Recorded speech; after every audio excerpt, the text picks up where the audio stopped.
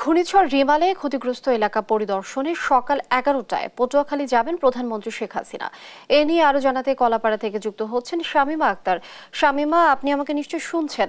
শামীমা, পটুয়াখালী সফরে প্রধানমন্ত্রী কি কি কর্মসূচি আছে বিস্তারিত জানাবেন।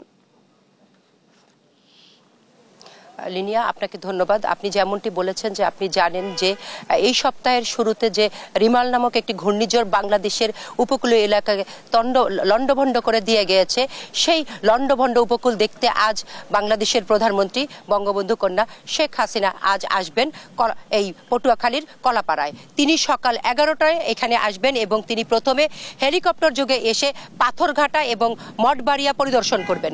পাথরঘাটা মঠবাড়িয়া পরিদর্শন শেষে তিনি এখানকার খেপুপাড়া সরকারি প্রাথমিক বিদ্যালয়ের পাশে যে একটি হেলিপ্যাড আছে সেখানে তিনি নামবেন এবং তারপর তিনি এখানকার মোজাহার উদ্দিন বিশ্বাস ডিগ্রি কলেজ মাঠে দুর্গতদের মধ্যে ত্রাণ বিতরণ করবেন এবং তারপর তিনি এখানে শেখ কামাল ব্রিজ পরিদর্শন করবেন এবং দুপুর 2টার সময় বাংলাদেশের প্রধানমন্ত্রী এখানকার কর্মকর্তাদের সাথে একটি সভা করবেন এবং তারপর তিনি ঠিক 3টায় আবার ঢাকার উদ্দেশ্যে রওনা করবেন।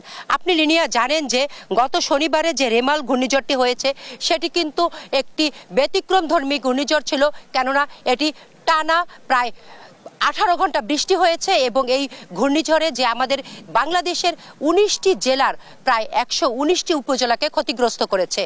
প্রায় 46 লাখ মানুষ এখানে ক্ষতিগ্রস্ত হয়েছে, প্রায় 2 লাখ আধা পাকা বাড়ি ভেঙেছে। এবং যদি আপনি বলেন বাংলাদেশের যে একটি অন্যতম ঐতিহ্য আছে যে সুন্দরবন উপকূল ঘিসে, সেই সুন্দরবনের ব্যাপক ক্ষতি হয়েছে।